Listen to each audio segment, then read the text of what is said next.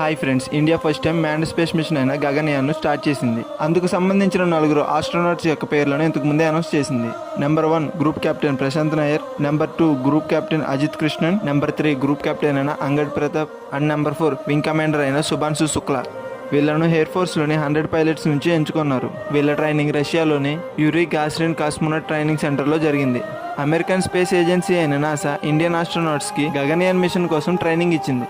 అసలు ఇంతకీ గగన్యాన్ మిషన్ యొక్క లక్ష్యం ఏంటని మీలో చాలా మందికి డౌట్ వచ్చి ఉంటుంది.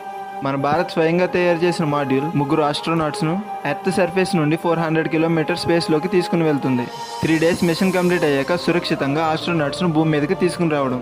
ఇప్పటి వరకు ప్రపంచంలో మ్యాన్డ్ స్పేస్ మిషన్స్ 3 దేశాలు మాత్రమే చేశాయి. Number 1 Russia, number 2 USA, number 3 China. ఇప్పుడు ఈ జాబితాలోకి భారత్ 4వ స్థానంలో చేరబోతుంది. మన భారత్ చేపట్టబోతున్న ఈ గగన్యాన్ మిషన్ పై మీ అభిప్రాయాన్ని కామెంట్ చేయండి. అలాగే ఈ వీడియో నచ్చినట్లయితే ఖచ్చితంగా వీడియోని లైక్